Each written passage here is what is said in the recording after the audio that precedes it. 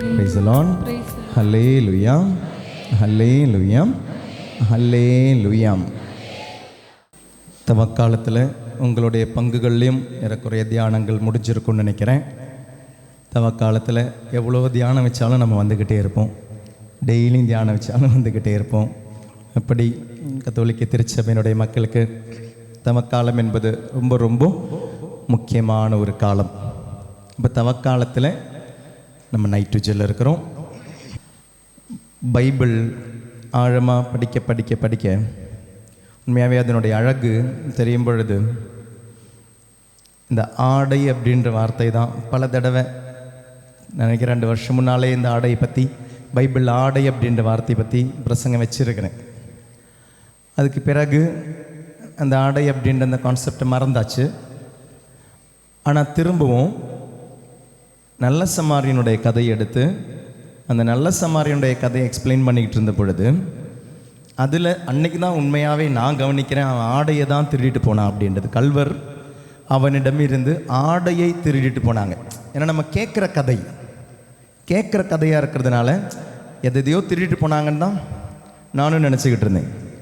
ஆனால் இந்த தவக்காலத்துக்கு பெசன் நகரில் இந்த தியானத்தினுடைய அந்த முதல் நாள் டாக் ரெடி பண்ணும் பொழுது தான் அது முழுசாக திரும்பவும் வாசித்த பொழுது தான் ஆடை அப்படின்றத இயேசு திரும்ப மென்ஷன் பண்ணியிருக்கிறார். அப்போ தான் 2 வருஷம் முன்னால் வச்ச பிரசங்கம் திரும்பவும் ஞாபகம் வந்தது. அப்போ அதுக்கு அவ்வளோ ஆழம் இருக்குது. நம்ம நிறைய பேர் சொன்னாங்க ரொம்ப அழகாக இருந்தது ஃபாதர், எவ்வளோ ஆழம் அதுக்கு இருக்குது அப்படின்றது. அப்போ இன்றைக்கி உங்ககிட்ட என்ன பேசணும்னு ஆசைப்பட்ட பொழுது இந்த ஆடையை பற்றி திரும்பவும் பைபிள் வேறு எங்கேயாவது நிறைய இதை விட அதிகமாக சொல்லியிருக்கா? ஆடையினுடைய இந்த அழகு என்ன, பைபிளில் என்ன? ஏன்னா பல இடங்களில் இந்த ஆடைன்ற வார்த்தை இருக்குது.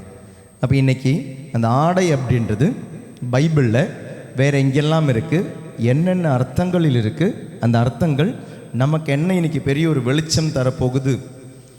பெரிய ஒரு வெளிச்சம் இந்த ஆடை அப்படின்றது நமக்கு தரும். ஆடை அப்படின்றது நமக்கு ஒரு அடையாளம். கண்டிப்பாக ஆடை அப்படின்றது ஒரு அடையாளம். சப்போஸ் நான் ஒரு இடத்துக்கு போகிறேன்னு வச்சுக்கோங்க, சாதாரணமாக இந்த சென்ட் மேரிஸ் சர்ச், இந்த பாரிஸில் ஒரு சென்ட் மேரிஸ் சர்ச் இருக்குல்ல, அந்தோனியார் கோயில் போகும்பொழுது சாதாரணமாக உள்ள பார்க்கிங் விட மாட்டாங்க.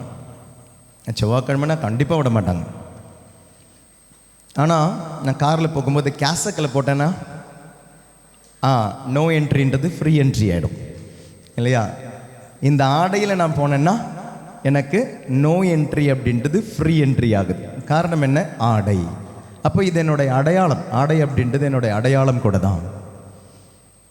சப்போஸ் நம்ம இந்த டோலில் நான் பார்த்துருக்கேன், இந்த டோலில் போகும்பொழுது இதே டோலில் சிலவங்க ஏதாவது கட்சியினுடைய கொடியாக இருக்கலாம், இல்லை அரசியல்வாதிகளாக இருக்கலாம், இல்லைனா மிலிட்ரி ஆஃபீஸர்ஸாக இருக்கலாம், அது மாதிரி டிஃபென்ஸில் வேலை பண்ணுறவங்களாக இருக்கலாம், இல்லை ஆம்புலன்ஸாக இருக்கலாம். அப்படி ஆளுங்களுக்கு எல்லாமே சாதாரணமாக டோலில் வந்து ஃப்ரீ என்ட்ரி தான். அப்போ அப்படி ஒரு ஐடி இருந்துச்சுன்னா, அப்படி ஒரு அடையாளம் இருந்துச்சுன்னா அவங்களுக்கு அதில் ஒரு ஃப்ரீ என்ட்ரி இருக்குது. நமக்கு எல்லாமே பெய்டு என்ட்ரி, ஆனால் அவங்களுக்கு ஃப்ரீ என்ட்ரி. ஏன்னா அதனுடைய அடையாளம். சப்போஸ் நீங்கள் ஒரு ஆஸ்பத்திரி போகிறீங்க, உங்களுடைய யாரோ அட்மிட் ஆகிருக்கிறாங்க, அந்த பக்கமாக யாரோ ஒருத்தர் போகிறாரு, நீங்கள் கால் மேலே கால் போட்டு மொபைலில் பார்த்துக்கிட்டு இருக்கிறீங்க. சப்போஸ் திரும்ப வரும்பொழுது அவர் ஒரு கோட்டு போட்டிருக்கிறாரு, ஸ்டெத்தஸ்கோப் போட்டிருக்கிறாருன்னா உடனே காலெல்லாம் கீழே இறங்கிடும், மொபைலெல்லாம் தானாக கீழே இறங்கிடும். ஏன்னா அந்த ஆடை. ஐயோ, எங்கள் அம்மாவை ட்ரீட் பண்ணிட்டு வர டாக்டர் ஒரு ஆடை.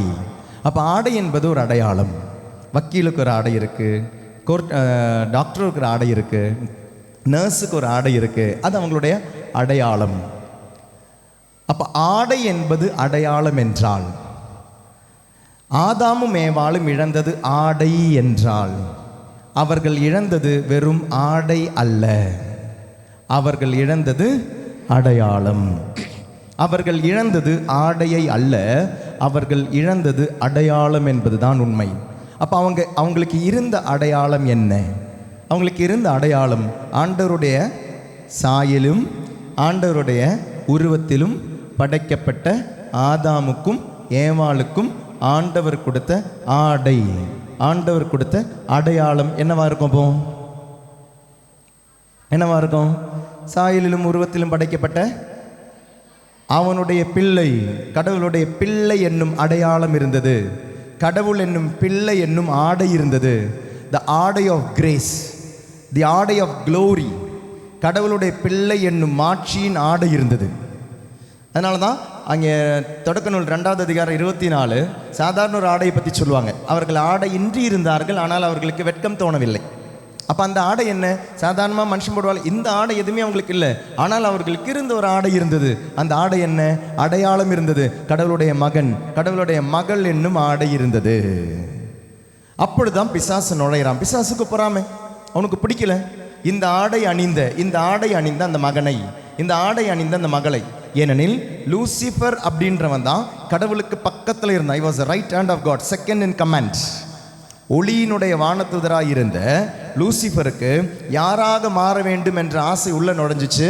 எனக்கு கடவுளை போல ஆகணுன்ற ஆசை உள்ள நுழைஞ்சதுனால, இவனுக்கு கடவுளை போல ஆக முடியாததுனால, அந்த இடத்திலிருந்து கடவுள் அவனை ஒதுக்குனதுனால, அந்த இடத்துக்கு வந்த ஆதாமும் ஏவாளும், அதுவும் எப்படி வந்திருக்கிறாங்க? நான் ஒரு வானதூதராக மட்டும்தான் இருந்தேன், எனக்கு கடவுளுடைய சாயல் கிடையாது, எனக்கு கடவுளுடைய உருவம் கிடையாது. ஆனால் நான் இறங்கின பொழுது அவருடைய சாயலிலும் உருவத்திலும் ஒருவனை படைத்திருக்கிறார், மகனாக படைச்சிருக்கிறார். அப்போ எவ்வளோ பொறாமை வந்திருக்கும். அதனால தான் உள்ள நுழையிறான். உள்ள நுழைஞ்சு உனக்கு கடவுளை போல ஆகலாம் என்று சொல்லி இந்த பழத்தை உண்ண சொல்லி அவர்கள் உண்ணும் பொழுது என்னவாகின்றது? அவர்களுக்கு இருந்த அந்த ஆடை, மகிமையின் ஆடை, மாட்சியின் ஆடை, கீழ்ப்படிதலின் ஆடை, மகன் என்னும் ஆடை, மகள் என்னும் ஆடை. They lost the garment of grace. They lost the robe of grace. அந்த கிருபையின் ஆடை அவர்களுக்கு இழந்தது. இழந்தபோது ஆண்டவர் வரார். அந்த வசனம் பைபிள் வாசிப்போமா? தொடக்க நூல் 3வது அதிகாரம், தொடக்க நூல் 3வது அதிகாரம் 7வது திருவசனம். அப்பொழுது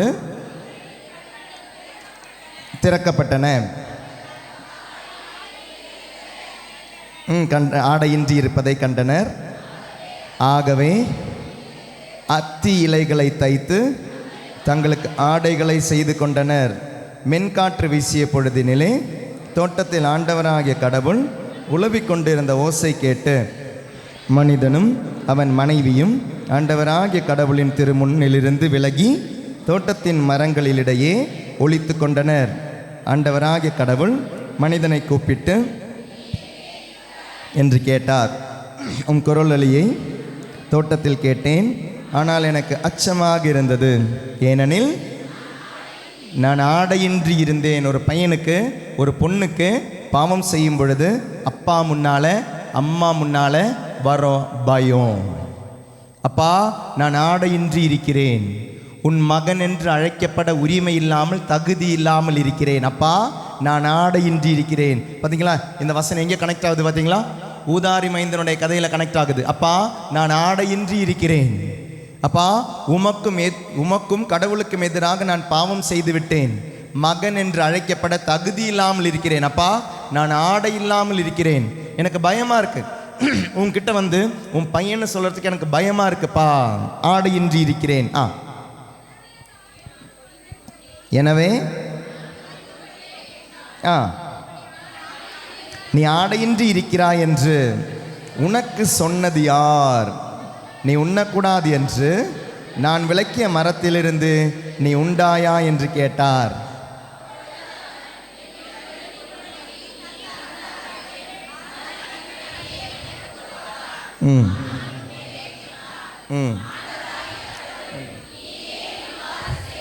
போதும் போதும் போதும் போதும் போதும். Praise the Lord. Hallelujah, hallelujah, hallelujah. ஆண்டவர் தந்த ஆடையை இழந்தான், ஆண்டவர் தந்த அடையாளத்தை இழந்தான். நல்லா கவனிங்க. போன மாதம் டாக் அட்டன் பண்ணவங்க இருப்பீங்க, டாக்கை யூடியூப்பில் கேட்டவங்க இருப்பீங்க. ஜெனசிஸ் தொடக்க நூல் எழுதப்பட்டது எதனுடைய காலத்திலிருந்து? விடுதலை பயணத்திலிருந்து. இப்போ பாருங்கள், விடுதலை பயணத்துக்கு முன்னால் எகிப்தில் அவர்கள் இருந்த பொழுது அவர்களுக்கு அடையாளம் இல்லை, அடையாளம் இழந்த மக்களாக இருந்தார்கள். இப்போ ஆதாம் அடையாளம் இல்லாமல் இருக்கிறான், அடையாளம் இழந்து நிற்கிறான். அடையாளம் என்ன? மகன் என்னும் அடையாளம், மகள் என்னும் அடையாளத்தை இழந்து நிற்கிறான். அப்பா, உன் மகன் என்று அழைக்கப்பட தகுதி இல்லை. அப்பா, உன் மகன் என்ற அடையாளத்தை இழந்து நிற்கிறேன். எகிப்தில் அவங்களுக்கு உண்டான ஃபீலிங் அது. நாங்கள் யாருமே இல்லை, நாங்கள் அடிமையாக இருக்கிறோம். அடிமையின் நிலையிலிருந்து ஒருத்தன் சொல்லும் பொழுது, ஆமாம் எனக்கு யாருமே இல்லை, அப்பா இருந்தும் அடிமையாக இருக்கிறான், அப்பா கூட இருந்தும் அடிமையாக இருக்கிறான், அப்பா எனக்கு யாருமே இல்லை, மகன் என்று அழைக்கப்பட தகுதி இல்லை, அடையாளத்தை இழந்து நிற்கிறேன் அப்பா. எகிப்தில்னா அடையாளத்தை இழந்து நிற்கிறேன். கனெக்ஷன் பாருங்க. அப்போ ஏதேன் தோட்டமும் அந்த எகிப்தும், அப்போ எகிப்திலிருந்து வெளியேற பண்ணும் பொழுது கானான் தேசத்துக்குள்ளே கொண்டு போகிறார். ஆனால் இந்த ஏதேன் தோட்டத்திலிருந்து அடையாளம் இழந்த மனிதனுக்கு ஆண்டவர் அடையாளத்தை உடனே கொடுக்க முடியாது. ஏன்னா மகன் என்னும் அடையாளத்தை நீ இழந்து இன்னைக்கு அடிமை அப்படின்ட்டு அடையாளத்துக்கு வந்திருக்கிற. நீ வேற ஒருத்தனுக்கு கீழே உன்னையே நீ விட்டு கொடுத்துருக்கிற. உன்னையே நீ இன்னைக்கு விட்டு கொடுத்துருக்கிறதுனால எனக்கு இந்த அடையாளத்தை நான் திரும்பவும் தரணும் அப்படின்னா there is a big process. ஏன்னா நீயாவே அந்த கையில் போய் மாட்டிக்கிற. அதனால டெம்பரரியாக நான் இப்போ உனக்கு ஒரு ஆடையை தரேன். டெம்பரரி, தற்காலிகமாக நான் உனக்கு ஒரு ஆடையை தருகிறேன். 3வது அதிகாரம் தொடக்க நூல் 3வது அதிகாரம் 21வது வசனம். அடையாளத்தை இழந்த, ஆடையை இழந்த, மகன் என்னும் மகள் என்னும் ஆடையை இழந்த ஆதாமுக்கும் ஏவாளுக்கும் ஆண்டவராகிய கடவுள் தற்காலிகமாக ஒரு ஆடையை தருகிறார்.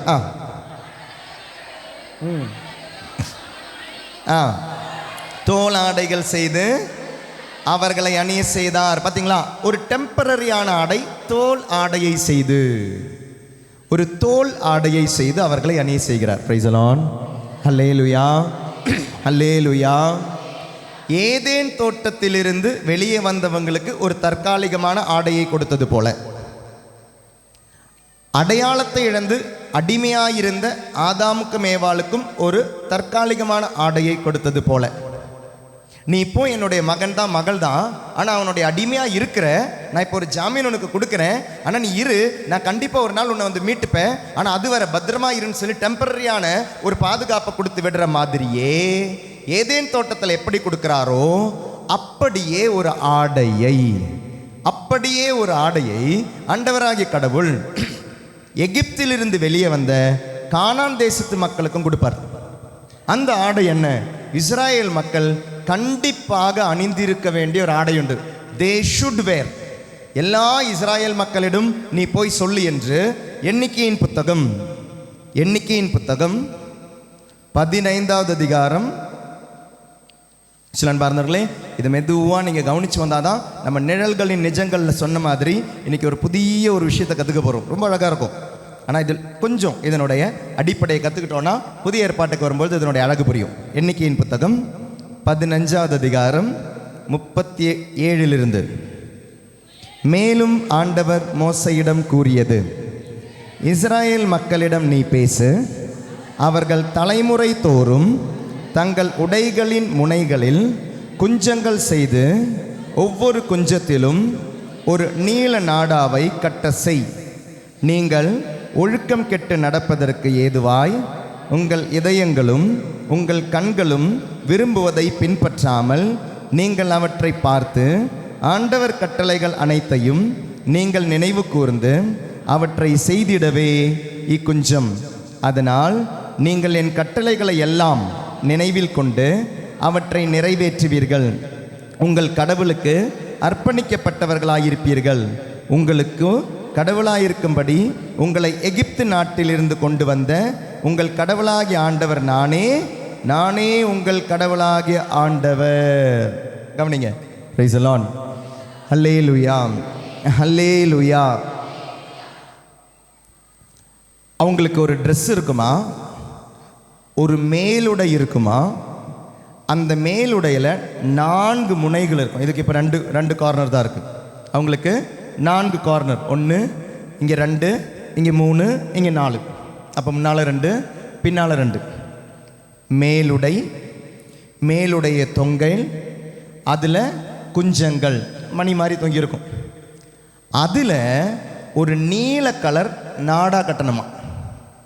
Price the Lord. எல்லா இஸ்ராயேல் மக்களுக்கும் அது இருக்கணுமா. இனி இந்த நாடா என்னன்னு சொல்கிறேன். அந்த நாடாவில் டெசல்ஸ் அப்படின்னு நீங்கள் இங்கிலீஷில் போட்டு பார்த்தீங்கன்னா கிடைக்கும். TASSELS. அதில் 5 கட்டு இருக்கணும், 5 முடிச்சு இருக்கணும். இந்த 5 முடிச்சு எதை குறிக்கிறது என்றால், அவர்களுடைய ஆடையில் அந்த துஞ்சத்தில் இருக்கிற அந்த அந்த அந்த முனையில் இருக்கிற குஞ்சங்கள் அந்த நாடா. இந்த நாடாவில் 5 முடிச்சிருக்கணும்.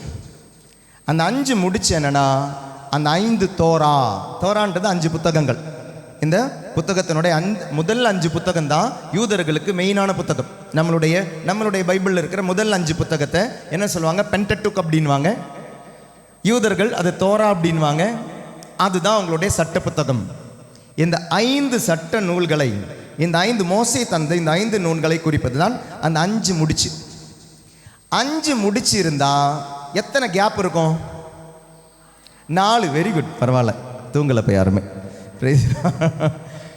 அப்போ 5 முடிச்சுனா 4 கேப்பு. இந்த 4 கேப் என்ன அப்படின்னா, சில டைம்லலாம் நான் சொல்லியிருப்பேன், யாவே அப்படின்ற வார்த்தையை இவங்க பயன்படுத்தக்கூடாது. யாவே அப்படின்ற வார்த்தை கடவுளுடைய வார்த்தை, கடவுளுடைய பெயர். So they will not use the word Yahweh. அதற்கு பதிலாக யாவேயில் இருக்கிற YAWEH அந்த அதில் வவ்வல்ஸை எடுத்துருவாங்க.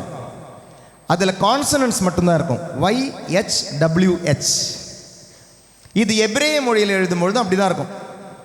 யா யோது அப்படின்வாங்க, எச்சுக்கு ஹே அப்படின்வாங்க, W திரும்பியும் H.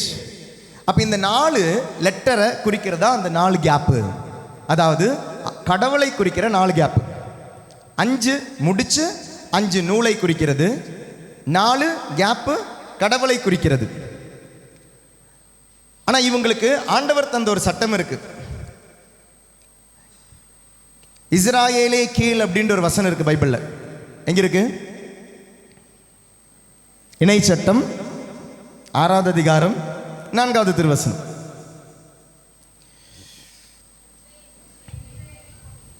இஸ்ராயேலே செவிக்கொள். நானே வாசிக்கிறேன். இஸ்ராயேலே செவிக்கொள், நம் கடவுளாகிய ஆண்டவர் ஒருவரே. போதும் போதும் போதும் போதும். இஸ்ராயேலே கேள், நம் கடவுளாகிய ஆண்டவர் ஒருவரே. இஸ்ராயேலை கேள், நம் கடவுளாகிய ஆண்டவர் ஒருவரே. இந்த இடம் பைபிளில் எபிரேய மொழியில் பார்த்தீங்கன்னா எஹத் அப்படின்னு இருக்கும். நம்மளுடைய கடவுளாகிய ஆண்டவர் ஒருவரே, எஹத் அப்படின்னு இருக்கும்.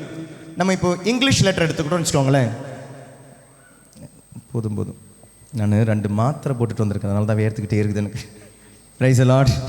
ஹல்லேலூயா, ஹல்லேலூயா, ஹல்லேலூயா, ஹல்லேலூயா, ஹல்லேலூயா. தெரியும், நிறைய பேர் ரூம் வாசலில் பார்க்கறதுக்காக நின்னீங்க. ஆனால் நான் ரூம் விட்டு வெளியே வரல.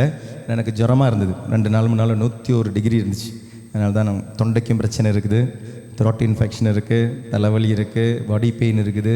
இதெல்லாம் இருக்கிறதுனால தான் இன்றைக்கி நான் வெளியே வரவே இல்லை. ஏன்னா நைட்டு ஜெல்லில் இந்த பிரசங்கம் வைக்கணுன்னா அப்புறம் நான் உங்களை 3 மணி நேரம் பார்த்தேன் அப்படின்னா இப்போ பேச முடியாது.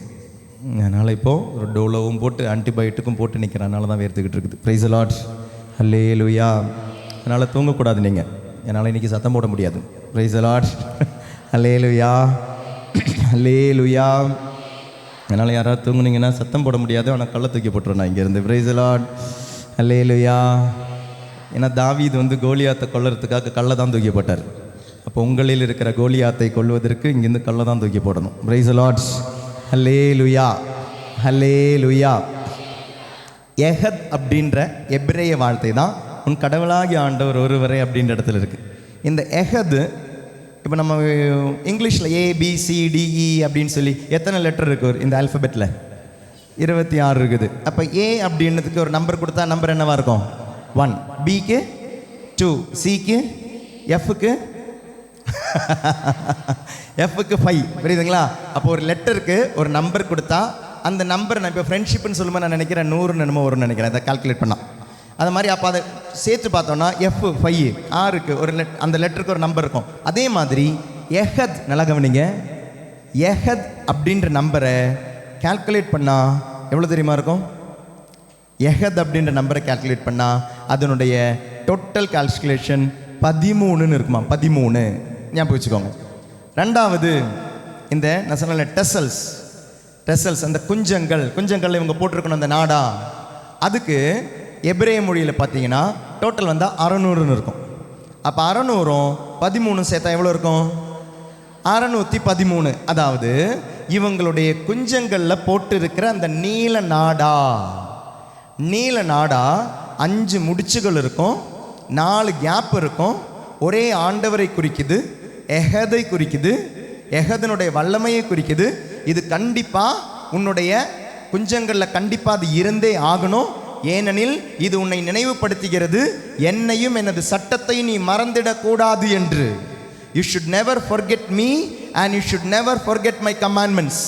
பாருங்க எவ்வளவு அழகா ஆண்டவர் கொடுத்திருக்கிறாரு. 613 கட்டளைகள் என்னும் அந்த உயிரை, அந்த உணர்வை, அந்த அடையாளத்தை உன்னுடைய உடலிலே ஒரு ஆடையாக நீ போட்டு நடக்க வேண்டும். Then you will understand that is a covenant between you and me. நான் அன்று உனக்கு தொடக்க நூலில் 3வது அதிகாரம் 21வது வசனத்தில் நான் ஒரு தற்காலிகமான ஆடையை தந்தேன். அந்த ஆடை என்ன?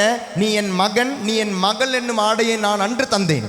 ஏதேன் தோட்டத்தில் தந்த அந்த ஆடை தற்காலிகமாக தந்தேன். இப்பொழுது இந்த விடுதலை பயணத்தில் எகிப்தில் இருந்து வந்த கானான் தேசத்தில் வந்த உனக்கும் நான் ஒரு ஆடையை தருகிறேன். நீ என்னுடைய மகன், நீ என்னுடைய மகள். என்னை கீழ்ப்படிந்தால் என்னுடைய மகனாக மகளாக இருக்க ஒரு அடையாளம், அது உன்னுடைய ஆடையில் எப்பொழுதும் இருக்க வேண்டும். நான் இமேஜஸ் எல்லாம் தேடி பார்த்தேன் கூகுளில், இமேஜஸ் இஸ்ராயல் மக்களுடைய இமேஜ் தேடி பார்த்தேன். ஏன்னா இதை நானும் பார்த்தது கிடையாது. இன்னைக்கு யாராவது இது போடுறாங்களான்னு பார்த்தா, எருசலேமில் யாராவது போயிருந்தீங்கன்னா, ஹோலி லேண்டில் யாராவது போயிருந்தீங்கன்னா கண்டிப்பாக இது ஒரு நூல் மாதிரி இருக்குது. போய் நீங்கள் யாராவது போனவங்க இருக்கீங்களா? கண்டிப்பாக இருப்பீங்க. யாராவது பார்த்துருக்கீங்களா? நல்ல துணி போட்டிருக்கிறாங்க, நல்லா டிப்டாப்பாக பேண்ட் ஷர்ட்டெல்லாம் போட்டிருக்கிறாங்க, இன்னெல்லாம் பண்ணியிருக்கிறாங்க, நல்லா இருக்கு. ஆனால் இது மாதிரி ஒரு வேஸ்ட் துணி மாதிரி ஒன்று தொங்கிட்டு இருக்குது. நிறைய போட்டோ இருக்கு இமேஜஸ். அப்போ அந்த வேஸ்ட் துணி என்னன்னு பார்த்தா இந்த 5 முடிச்சுகள் 4 கேப்பு இருக்கிற ஒரு தொங்கல் ஆடை போட்டிருக்கிறாங்க இவங்க. இப்போ முன்னைய மாதிரி கிடையாது, அவங்களுக்கு இந்த ஆடை போட முடியாதுன்றனால இடுப்பில் கட்டியிருக்கிறாங்க இந்த கயிறை. What it remains that you are my people and I am your God. நான் உன்னுடைய கடவுள் என்றும் நீ என்னுடைய மகன் என்றும் நான் உனக்கு ஒரு ஆடையை தருகிறேன். Price the Lord, price the Lord. இது எல்லா இஸ்ராயேல் மக்களுக்கும் அந்த ஆடை இருக்கணும். இந்த எல்லா இஸ்ராயேல் மக்களுக்கும் இந்த ஆடை இருக்கணும். இனி இந்த ஆடையில் வித்தியாசம் இருக்கும். இந்த ஆடையில் எப்படி வித்தியாசம் இருக்குன்னா, அரசனுடைய ஆடையில் சில டைம் அதனுடைய கலர் வித்தியாசமாக இருக்குமா, இறைவாக்கினுடைய ஆடையில் அதனுடைய கலர் வித்தியாசமாக இருக்குமா, குருவனுடைய ஆடையில் அந்த கலர் வித்தியாசமாக இருக்கும். ஆனால் எல்லாருக்குமே இந்த 5 நாட்டு 5 முடிச்சுகளும் இந்த 4 கேப் இருக்கிற அவங்களுடைய ஆடையில் இந்த ஆடை கண்டிப்பாக இருந்தே ஆக வேண்டும். நீ இஸ்ராயேலன், நீ கடவுளுடைய மகன், நீ கடவுளுடைய இனம் என்று பிறருக்கு அறிவிக்க. பிறருக்கு அறிவிக்க. யோசிச்சு பாருங்க, சின்ன ஒரு விஷயத்தில் ஆண்டவர் சொல்றாரு, நீ என்னுடைய மகனா மகளா இருக்கணும்னு. இவ்வளவு ஆசைப்படும் பொழுது நம்மளுடைய ஞாயிற்றுக்கிழமை திருப்பலியில் நம்ம போடுற ஆடையை யோசிச்சு பாருங்க.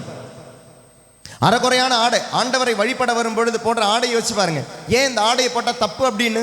சில இடங்கள்ல ஆடை என்பது அடையாளம். ஆண்டவரை வழிபட வரும் பொழுது எந்த அடையாளத்தில் நீ வருகிறாய்? அறகுறை ஆடை போட்டு ஸ்லீவ்லெஸ் போட்டுக்கிட்டு, ஓட்ட ஜீன்ஸை போட்டுக்கிட்டு, 3/4 போட்டுக்கிட்டு.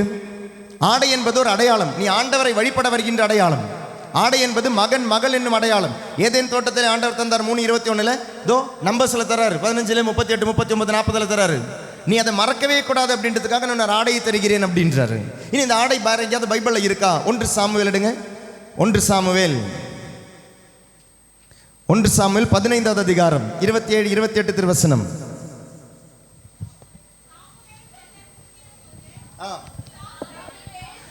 சாமுவேல் அதனுடைய வசனத்தை முன்னால் நீங்கள் எல்லாம் படித்து பார்த்தீங்கன்னா, சவுல் செய்யக்கூடாத ஒரு விஷயத்தை செஞ்சிருவார். அதனால சவுல் கிட்ட சொல்லிவிடாரு, உன்னுடைய அரசு, உன்னுடைய it will be taken away from you, உன்னுடைய கிங்டம், உன்னுடைய அரசு உன்னிடமிருந்து எடுக்கப்படும். கெஞ்சுவார், அழுவார். கடைசியில் சாமுவேல் போகும் பொழுது சவுல் என்ன பண்ணுவார்? அவருடைய ஆடையினுடைய மேலுடைய விளிம்பை, the hem, that is a hem, இதாங்க அந்த துஞ்சம், இதுதாங்க அந்த நாடா, அதை பிடிச்சி இழுத்துருவார். இழுத்த உடனே நாடும் கிழிஞ்சிரு. கிழிஞ்ச உடனே 28வது வசனம்,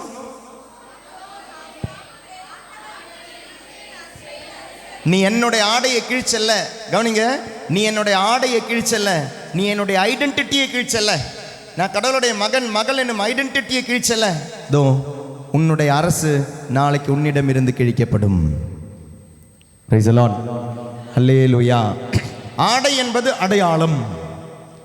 நான் கடவுளுடைய மகன் மகள் என்னும் அடையாளம்.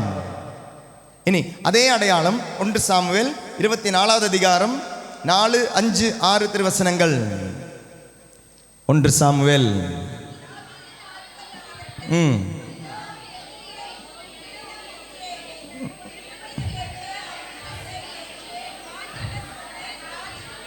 ம்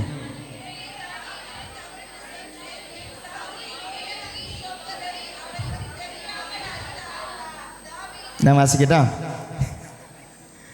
இல்லை, என்ன ரெக்கார்ட் ஆகிட்டு இருக்கு, நாளைக்கு பார்க்குறவங்களுக்கு அது ஈஸியாக இருக்கணும். 24வது அதிகாரம். இதனுடைய பேக்ரவுண்ட் என்ன? பேக்ரவுண்ட் வந்து தாவீது எல்லாத்துலேயும் நல்லா இருப்பார். அப்போ வந்து எப்படியாவது தாவீதை சாகடிக்கணும்னு சொல்லி சவுல் ரெடியாக கிளம்புறாரு. அப்புறம் அவருடைய தேவைக்காக, அவருடைய ஒரு நேச்சுரல் காலுக்காக, இயற்கையின் தேவைக்காக ஒரு குகைக்குள்ளே போகும் பொழுது தாவீதும் அவனுடைய எல்லாருமே உள்ளே ஒளிஞ்சிட்டு இருப்பாங்க. அப்போ தாவீது என்ன பண்ணுவார்? ராஜா நான் கண்டிப்பாக உன்னை கொல்ல மாட்டேன், நான் உன்னை கொல்றவனும் கிடையாது. அதை நிரூபிக்கிறதுக்கு எனக்கு ஒரு வழி இதுதான். நீ முன்னால் நிற்கிற, ஆனால் நான் உன்னை கொல்லலை, ஆனால் உன்னுடைய ஆடையினுடைய அந்த மேலுடையினுடைய அந்த விளிம்பு அதை மட்டும் அறுத்தெடுத்துருவான். அறுத்தெடுத்த பிறகு தாவீதுக்கே வருத்தம் ஆகிடுச்சு, நான் செஞ்சுட்டேனே, தப்பு செஞ்சுட்டேனேன்னு சொல்லிட்டு அரசன் வெளியே வரும் பொழுது, சவுல் வெளியே வந்த உடனே இவரும் வெளியே வந்துட்டு சொல்லுவார், பார், உன்னை சாகடிக்கணும்னா இப்போ எனக்கு சாகடிச்சிருந்துருக்கலாம், ஆனால் நான் உன்னை சாகடிக்கலை. ஆனால் என் கையில் கத்தி இருந்தது ஒன்றும், உன்னுடைய உன்னுடைய உடுப்பினுடைய அந்த மேலுடையினுடைய விளிம்பை நான் அறுத்தேன்னும் காமிக்கிறதுக்காக, இந்த பாரு, இந்த தஞ்சத்தை பார்த்தியா, நான் உன்னை சாகடிக்க போகலை. I don't want to kill you, I don't want to kill you. யாரும் உனக்கு தப்பான இன்ஃபர்மேஷன் கொடுத்துருக்குறாங்க. Praise the Lord. Hallelujah, hallelujah, hallelujah. அப்போ இதெல்லாமே எக்ஸாம்பிள் என்ன? இஸ்ராயேல் மக்களுக்கு அடையாளமாக ஆடை இருந்தது, மகள் என்னும் அடையாளமாக ஆடை இருந்தது. அந்த ஆடையினுடைய கடைசியில் அந்த விளிம்பில், மேலுடையினுடைய விளிம்பில் நாடா இருந்தது. இனி கதை மாறுது. Praise the Lord. Hallelujah, hallelujah. இஸ்ராயேல் மக்களுக்கு தெரிஞ்ச இன்னொரு ரகசியம் உண்டு. மெஸ்ஸியா வரும் பொழுது மெஸ்ஸியாவினுடைய ஆடை, மேல் உடையினுடைய விளிம்பில் தொட்டால் there is healing in the hem of the dress. நல்லா கவனிங்க, இஸ்ராயேல் மக்களுக்கு எல்லாருக்கும் இந்த ஆடை வேணும். இந்த ஆடை என்பது இஸ்ராயேல் மக்களுக்கு எல்லாருக்கும் மகன், கடவுளுடைய மகன், கடவுளுடைய மகள், கடவுளுடையவன், கடவுளுடையவள் என்பதுதான் அதனுடைய ஒரு குறிக்கோள். ஆனால் மெஸ்ஸியாவுக்கு மட்டும், வரப்போகிற கிறிஸ்துவுக்கு மட்டும் ஒரு கிஃப்ட் இருக்கு. அந்த கிஃப்ட் என்னன்னா, அவருடைய மேலுடனுடைய விளிம்பை, அந்த விளிம்பில் என்ன இருக்குன்னா, there is healing. Praise the Lord. இப்போ உங்களுக்கு கதை என்னன்னு புரியும் இல்லையா? எந்த கதைக்கு நான் போகிறேன்னு உங்களுக்கு புரியுது. மலாக்கியினுடைய புத்தகம் 4வது அதிகாரம். மலாக்கியினுடைய புத்தகம் 4வது அதிகாரம்.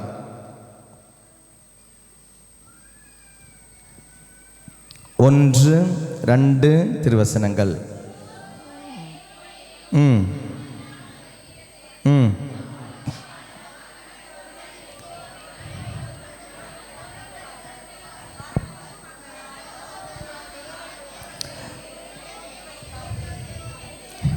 வாசி முடிச்சிட்டிங்களா?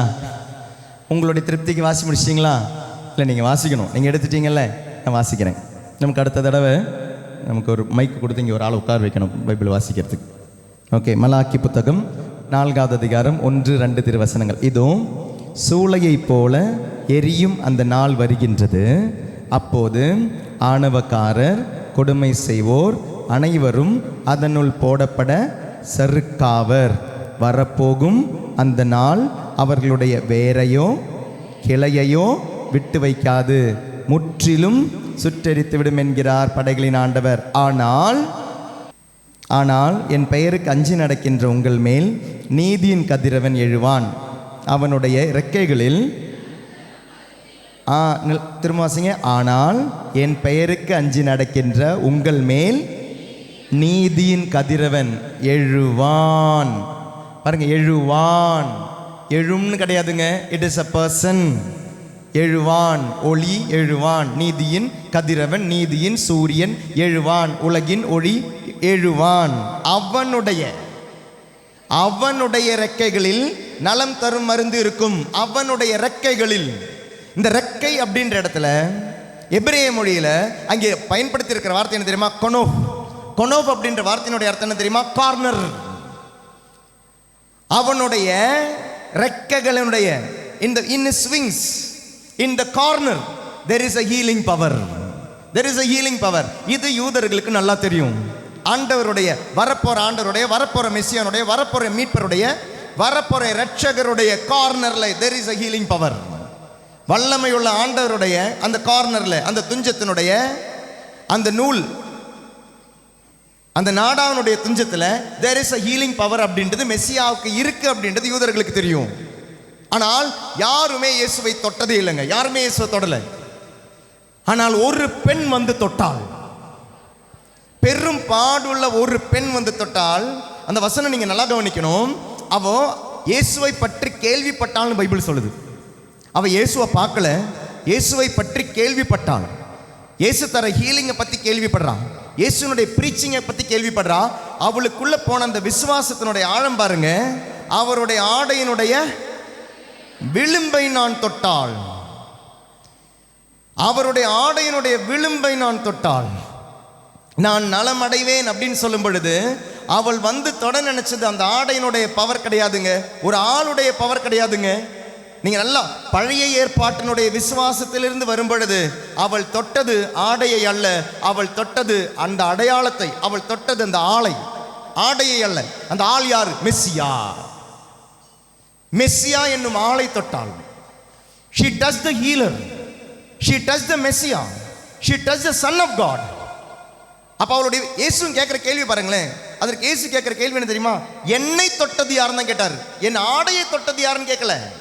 அதாவது என் அடையாளத்தை தொட்டது யாருன்னு கேட்கல, என்னை தொட்டது யார்? ஆடை என்பது அடையாளம். அடையாளம் என்பது என்ன? நீ கடவுளுடைய மகன் மகள் என்னும் அடையாளம்.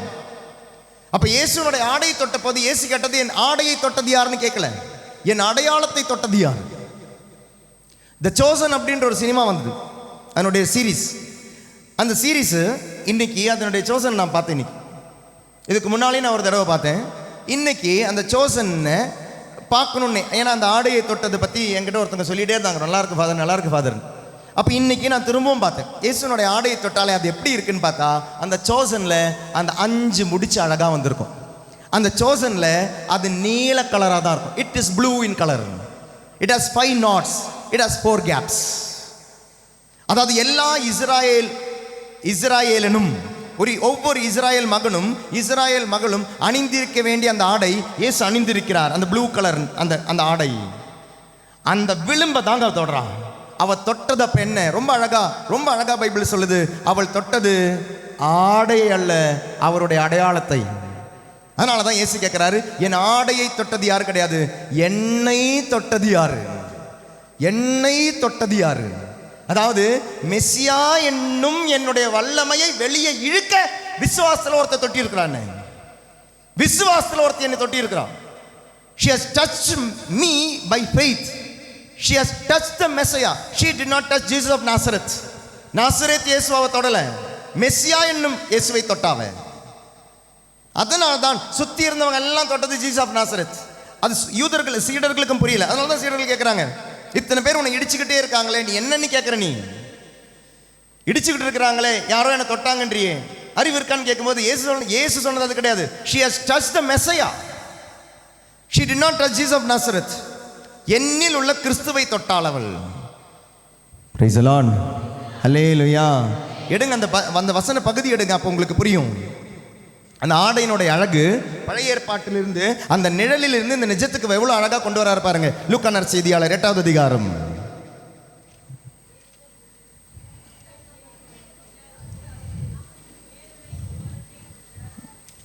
எடுத்துட்டீங்களா?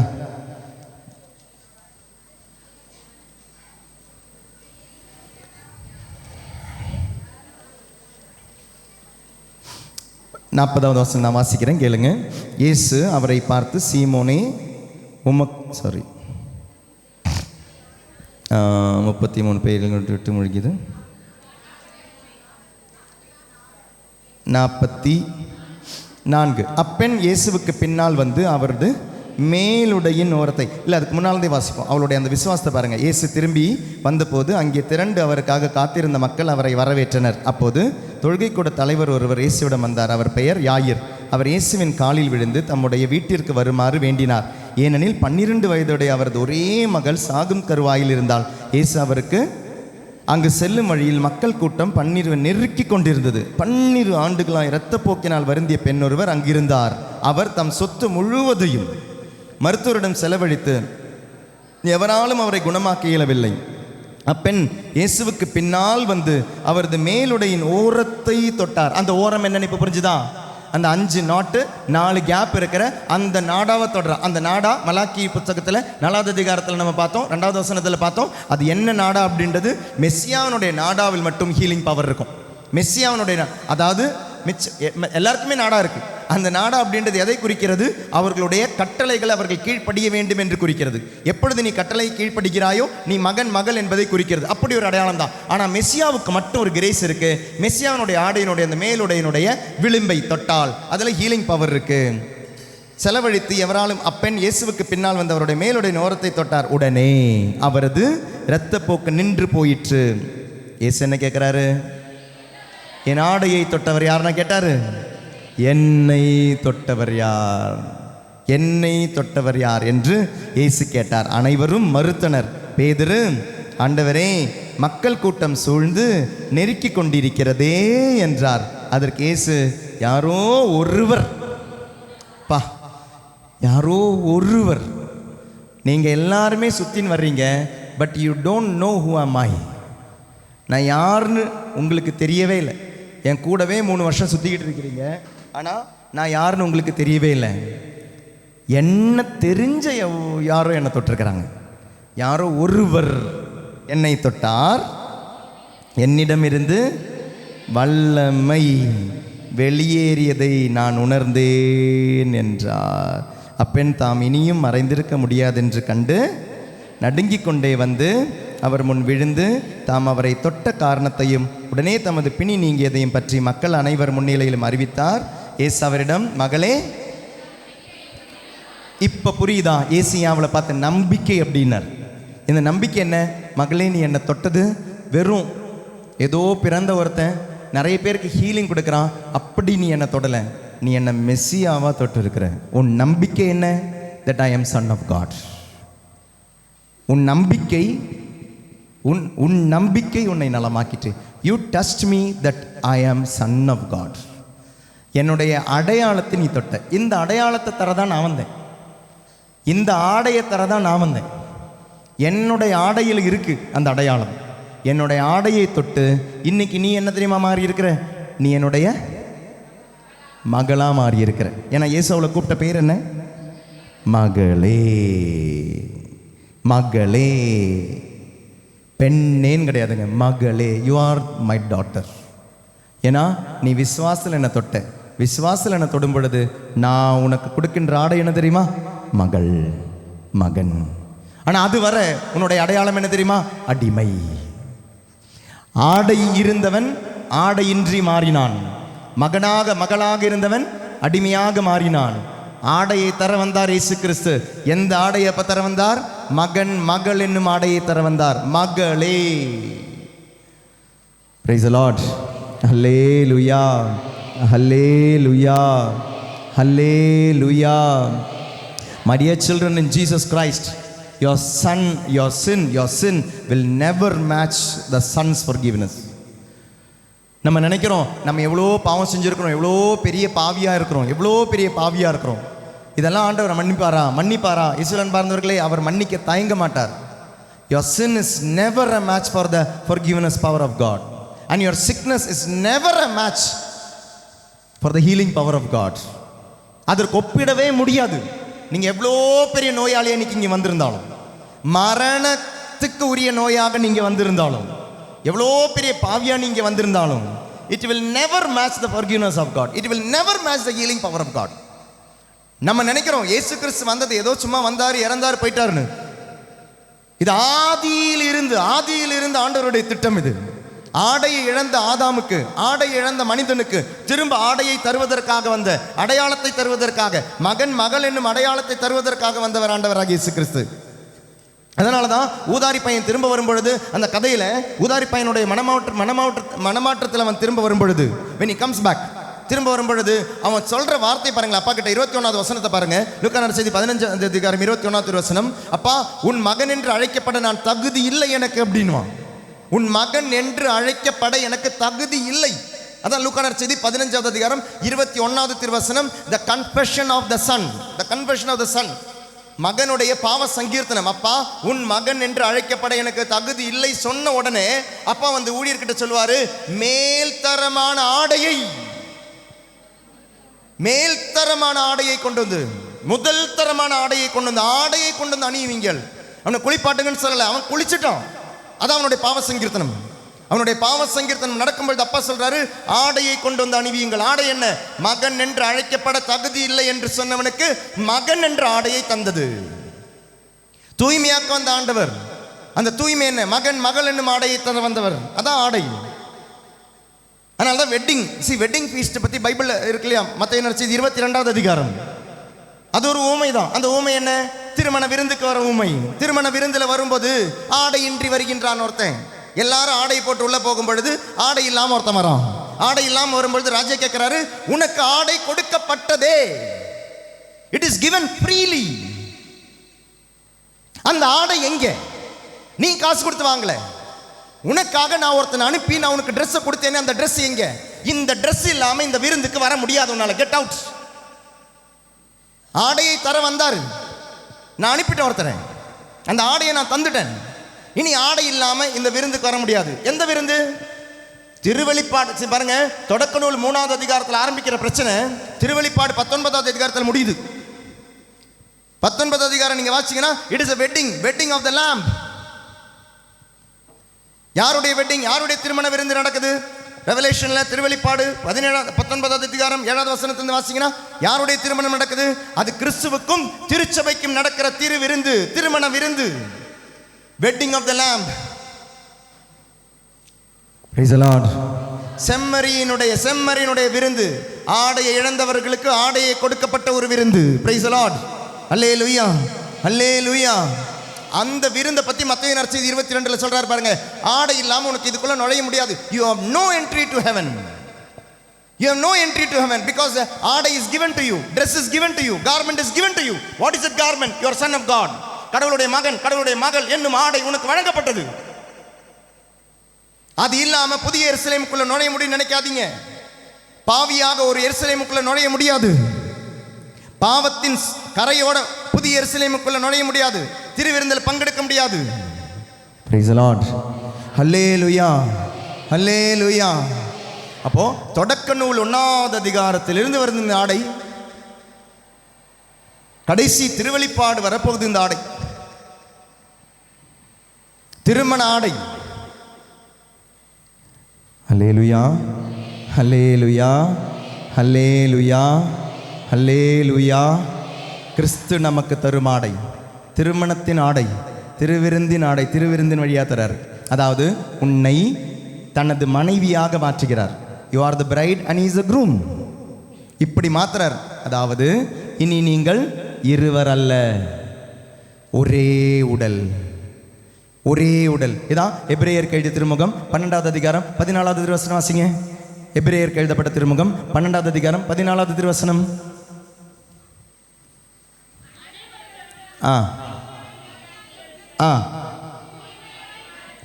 தூய்மையானதை நாடுங்கள், தூய்மையின்றி எவரும் ஆண்டவரை காண முடியாது. தூய்மையின்றி எவரும், இந்த ஆடையின்றி எவரும் ஆண்டவரை காண முடியாது. இந்த ஆடையின்றி எவரும் ஆண்டவரை காண முடியாது. இந்த ஆடையை நமக்கு ஃப்ரீயாக தந்துட்டாரு. ஆடை என்ன? கடவுளின் மகன் மகள் என்னும் ஆடையை தந்துட்டாரு. இனி இது இல்லாமல் மோட்சத்துக்குள்ள கால் வைக்க முடியும் நினைக்காதீங்க. அந்த ஆடை எப்படி தந்தாரு? தன் பாடுகள் வழியா, மரணம் வழியா, உயிர்ப்பு வழியா தந்தாரு. அதை கொண்டாடுற இடம், அதை நினைவு கூற இடம் தான் திருப்பலி. அதனுடைய மேன்மையான அந்த காலம் தான் தவக்காலத்தில் இருக்கிறோம். இயேசு நமக்கு ஆடையை தந்த காலம், ஆடையை இழந்த மனிதனுக்கு, மகன் மகள் என்னும் உரிமை இழந்த மகளுக்கு ஆண்டவர் தந்த ஆடை. அடிமையின் ஆடை கிடையாதுங்க. அதனால தான் மார்க் நற்செய்தி 10வது அதிகாரத்தில் இன்னொருத்தன ஆடையை வச்சு பார்ப்போம். 46வது வசனத்திலிருந்து, பெர்த்தேமியு அப்படின்ற குருடன். அந்த குருடன் வழியோரமாக இருந்து பிச்சை எடுத்துக்கிட்டு இருக்கிறான். இயேசு கூப்பிடுறார் அப்படின்னு தெரிஞ்ச பொழுது அவனது மேலுடையை ஆடையை கழட்டி எறிந்து விட்டு, அடிமையின் ஆடையை எறிந்து விட்டு, குருடனின் ஆடையை எறிந்து விட்டு மகனாக மகளாக வருகிறான். ஆடையை தந்த இயேசு கிட்ட வந்து கண் பார்வையை பெறுகிறான். அந்த கண் பார்வை என்ன? அது ஆன்மீகமான கண் பார்வை. அது உடலின் கண் பார்வை கிடையாது, அது ஆன்மீகமான கண் பார்வை. ஏன்னா இதை பற்றி நான் முன்னாலும் சொல்லியிருப்பேன். மார்க் நற்செய்தியினுடைய எக்ஸாம்பிள் கிளாஸ் எடுத்த பொழுது சாண்ட்விச் கன்ஸ்ட்ரக்ஷன் பற்றி சொன்ன போது சொல்லியிருப்பேன். மார்க் நற்செய்தி 8வது அதிகாரத்தில் 22 ஒரு குருடன் இருக்கான். மார்க் நற்செய்தி 10வது அதிகாரத்தில் 46 ஒரு குருடன் இருக்கான். அப்போ இந்த 2 குருடனும் சொல்வது என்ன? ஒரு சீடனின் சுவிசேஷம், ஒரு சீடனின் கண்களை பற்றி பேசுகிறார் ஆண்டவர். It is a blindness of a disciple. அந்த குருட்டை மாற்றி தரார் ஆண்டவர்.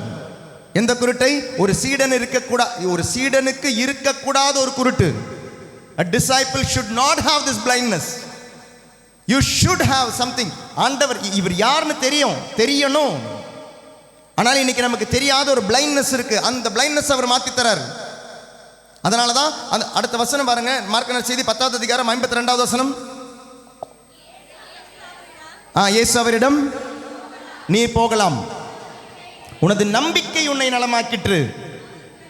அவர் உடனே மீண்டும் பார்வை பெற்று அவரை பின்பற்றி அவருடன் வழி நடந்தார். ஒரு சீடன் நடக்க வேண்டிய வழி இயேசுவினுடைய வழி. ஒரு சீடன் நடக்க வேண்டிய வழி ஆண்டவருடைய வழி. அந்த வழியில அவன் நடக்கிறான். கண் பார்வை கிடைத்த பொழுது, ஆன்மீகமான கண் பார்வை கிடைத்த பொழுது சீடன் கண்டுபிடிச்சிட்டாது யாருன்னு.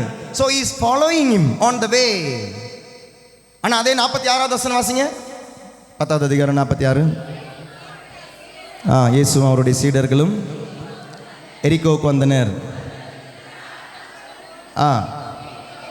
எரிகோ விட்டு சென்ற பொழுது திமேயுவின் மகன் பர்த்திமேயு எங்கே உட்கார்ந்துட்டு இருந்தான்? வழி ஓரமாக உட்காந்துட்டு இருந்தான். குருடனாக இருந்த பொழுது வழி ஓரமாக இருந்தான். ஆண்டவர் அந்த ஹீலிங் கொடுத்த பொழுது வழியில் நடந்தான். புரிஞ்சுதா? வழி. அப்போ வழி என்ன? ஆண்டவர் யாருன்னு புரிஞ்சுக்கிட்டான். ஆண்டவருடைய வழி நடக்கிறான்.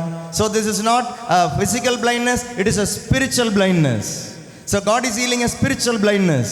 அந்த ஸ்பிரிச்சுவல் பிளைண்ட்னஸ்க்கு அவனுக்கு தடையாக இருந்தது என்ன? அவனுடைய அந்த மேலாடை, அடிமையின் ஆடையை தூக்கி போட்டு, ஆண்டவரே நான் மீண்டும் பார்வை பெற வேண்டும், நான் மீண்டும் மகனாக மாற வேண்டும், நம்பிக்கையோட வரான். அதனால தான் அவனுடைய ஜெபம் பாருங்களேன். இயேசுவே சூசையின் மகனே எனக்கு மனம் இறங்கும். இயேசுவே சூசேப்பரின் மகனே என் மீது மனம் இறங்கும். அப்படி அவங்க பைபிள் இருக்குது பாத்தீங்களா? அப்போ இயேசுவே தாவீதின் மகனே, இயேசுவே சூசேப்பரின் மகனே கிடையாது. He prayed a prayer of faith. நம்பிக்கையில ஜெபிக்கிறான். எப்படி ஆண்டவருடைய மேலுடையை தொட்டாலோ ஒரு பெண் மெசியாவேன் தொட்டாலோ, இவன் வார்த்தையால் தொடுறான் பாருங்க. இயேசுவே தாவீதின் மகனே. அவள் தொட்டது யாரை? இயேசுவே தாவீதின் மகனே மெசியாவே. நாடாவை தொட்டா என் மீது மனம் இறங்கும். இவர் பாருங்க, இயேசுவே தாவீதின் மகனே என் மீது மனம் இறங்கும். It is a healing of faith. உன் நம்பிக்கை உன்னை நலமாக்கிற்று. அந்த பெண்ணிடம் சொன்ன அதே வார்த்தை தான். உன் நம்பிக்கை உன்னை நலமாக்கிற்று மகளே. உன் நம்பிக்கை உன்னை நலமாக்கிற்று மகனே. Praise the Lord. Hallelujah. ஆடையை இழந்தவனுக்கு ஆடையை தர வந்தார். ஆடை என்பது அடையாளம். அந்த அடையாளம் என்பது நீ மகள் என்னும் அடையாளம். அதான் கெத்செமனே தோட்டத்தில் இது நீங்கள் கேட்டிருப்பீங்க, முன்னாலே நான் சொல்லியிருக்கிறேன். ஆனால் அதில் ஒரு எக்ஸ்ட்ரா இன்ஃபர்மேஷன் கூட இன்றைக்கி எனக்கு கிடச்சிது. ஒருத்தன் மார்க் நற்செய்தி 14வது அதிகாரம் 50வது திருவசனம். இயேசுனுடைய கெத்செமனே தோட்டத்தில் இயேசுவை விட்டு எல்லாருமே ஓடி போயிடுவாங்க. இயேசு மட்டும் இங்கே நிற்பார். 11 சீடரும் ஓடி போயிடுவாங்க. ஓடி போன பொழுது அங்கே ஒரு வாலிபன் மட்டும் நிற்பான். அவன் எந்த ட்ரெஸ்ஸை போட்டிருக்கிறான்னு பைபிள் சொல்லுது? நார்பட்டு துணி. இந்த நார்பட்டு துணியை பற்றி பைபிள் இன்னொரு வார்த்தை அழகாக சொல்லுதுங்க. லேவியர் எழுதிய திருமுகம் 16வது அதிகாரம் 4வது திருவசனமும். ஐயோ, நீங்கள் எடுக்கிறதுக்குள்ளே நாடுகணும். லேவியர் எழுதிய திருமுகம், லேவியர் புத்தகம் 16வது அதிகாரம் 16 4வது வசனம்.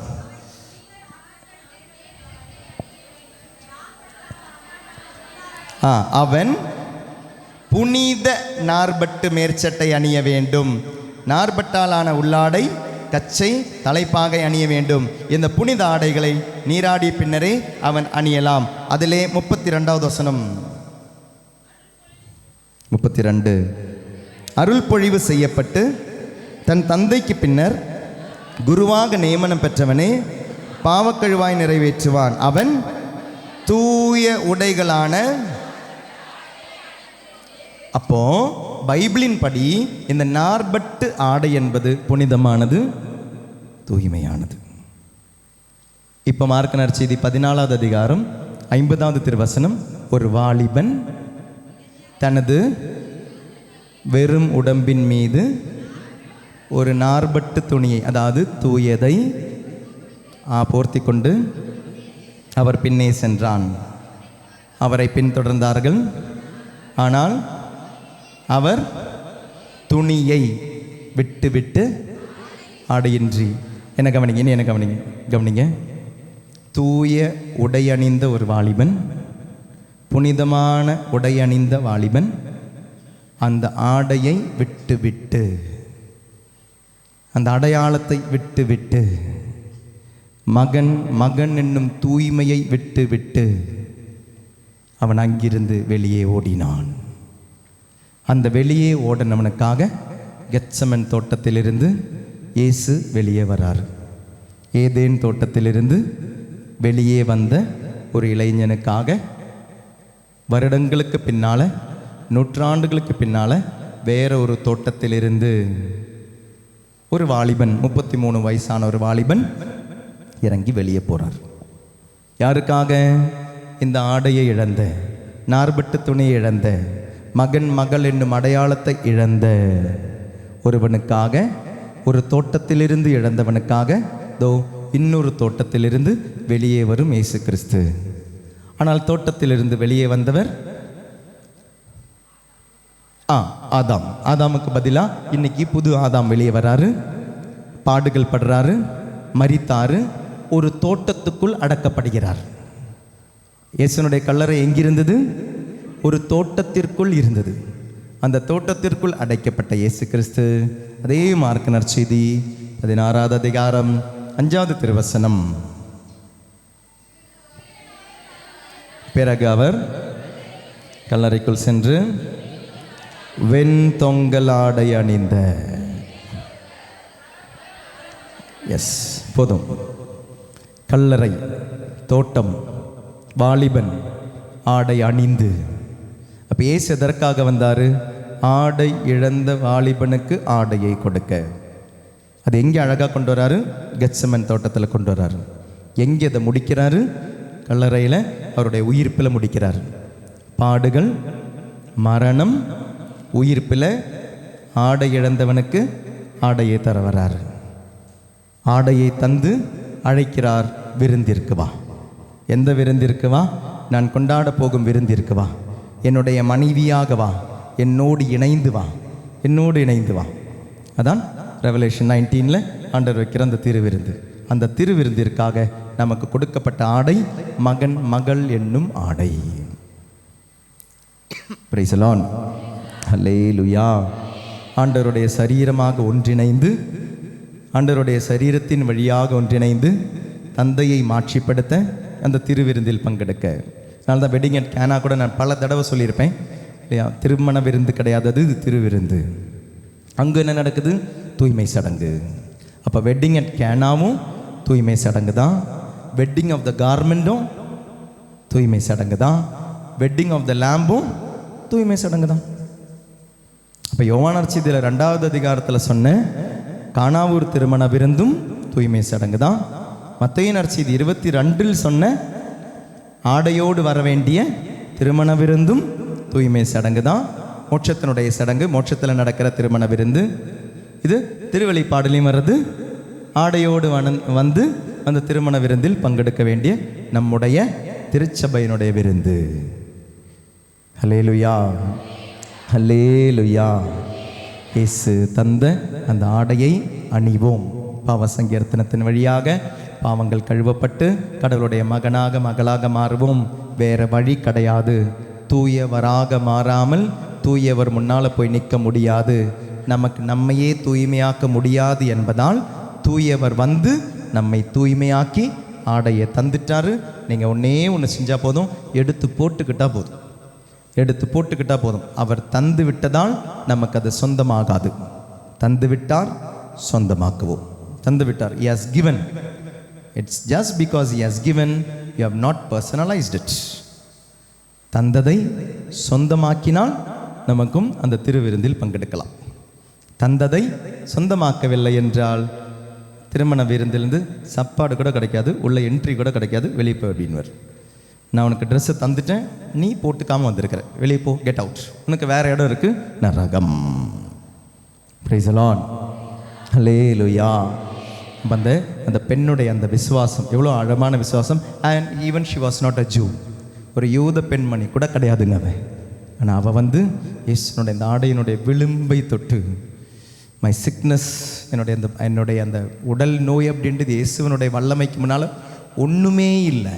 இயேசுனுடைய வல்லமைக்கு முன்னால் என்னுடைய நோய் ஒன்றுமே இல்லை. இயேசுனுடைய வல்லமைக்கு முன்னால் என்னுடைய பாவம் ஒன்றுமே இல்லை. அது உரை பனி போல் கரைஞ்சிடும். ஏசாயா 1:18 சொல்கிறார் இல்லையா, நீ ரெட் கலர் ட்ரெஸ்ஸாக வந்திருக்கிறியா, அந்த ரெட் கலரை வச்சு நான் அதை ஒயிட்டாக மாற்றி தரேன் அப்படின்னார். அதனுடைய அர்த்தம் இன்னொரு விஷயம் என்ன தெரியுமா? ரெட்டை ஒயிட்டாக மாற்றி தரேன்றார். ரெட்டை வச்சு எப்படிங்க ஒயிட்டாக மாற்ற முடியும்? ரெட்டை வச்சு ஒயிட்டாக மாற்றி தரேன்னார். அவருடைய ரத்தத்தை வச்சு ஒயிட்டாக மாற்றி தரேன்னார். அதான் ஏசாயா 1:18. நீ ரெட்டை கொண்டு வா, அந்த ரெட்டை வச்சு நான் ஒயிட்டாக மாற்றி தரேன் அப்படின்னார். Praise the Lord. ஹல்லேலூயா.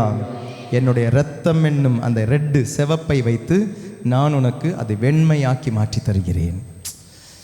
என்னுடைய அந்த ஆடை. அதனால தான் பாருங்கள், இந்த இடத்துலையும் பாருங்களேன், இயேசு கிறிஸ்து இங்கே நிற்கிறார் பாருங்கள், ஆடையின்றி நிற்கிறார். இது இயேசு கிறிஸ்து கிடையாதுங்க. இயேசு கிறிஸ்து எனக்கு உனக்கு பதிலாக நிற்கிறார். இட்ஸ் ஆதாமனுடைய ஒரு ஒரு அடையாளம். இது ஆடையை இழந்த ஆதாமனுடைய அடையாளம் தான் சிலுவை. ஆதாம், அது 10வது ஸ்தலம், சிலுவை பாதையில் 10வது ஸ்தலம். யாருடைய அடையாளம்? இயேசு கிறிஸ்தனுடைய ஆடை உரியப்படுகின்றது. என்ன அடையாளம் அது? அது ஆதாம் இழந்த ஆடை. அதனால் ஆண்டவர் தந்த ஆடையை கொடுத்து பாருங்கள். வெரோனிக்கா கொடுத்தால் ஒரு ஆடை, அவளுடைய ஆடையை கொடுத்தோன்னு ஆண்டவர் பாருங்கள், அவளுக்கு என்ன கொடுத்தார்? ஆடை. அவருடைய முகத்தை கொடுத்தார். ஆடை.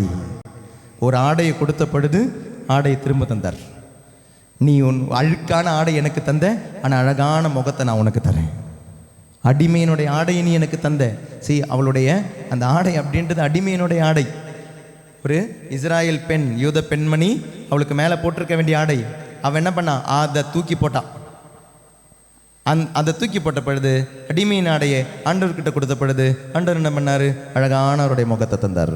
Praise the Lord. ஹல்லேலூயா. அதனால் நீ எந்த அழுக்கான ஆடையை கொடு, எந்த அசிங்கமான ஆடையை கொடு, அவர் அழகான ஆடை உனக்கு தருவார். அந்த ஆடை என்ன? மகன் மகள் என்னும் ஆடை. Praise the Lord. ஹல்லேலூயா. ஒரு நிமிடம் கண்களை மூடி கேட்ட வசனங்கள் நம்மிலே உயிர் பெறட்டும். நீ அடிமை அல்ல, நீ மகன் மகள். நிலைவாழ்வு என்னும் ஆடையை இழந்த, கல்வர் கையில் அகப்பட்ட, அடிப்பட்ட ஒரு நபர் நீ. எருசலேமிலிருந்து நீ எரிக்கோவுக்கு என்னைக்கு நீ பயணம் செய்தாயோ அன்னைக்கு நீ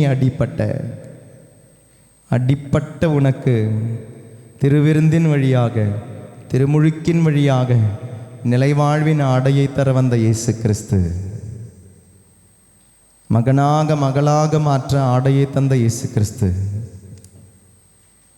மகளே உன் நம்பிக்கை உன்னை நலமாக்கிற்று என்று சொன்ன இயேசு கிறிஸ்து, நன்றியோடு ஆண்டவரை புகழ்வோம். தந்தை, மகன், தூய ஆவியின் பெயராலே.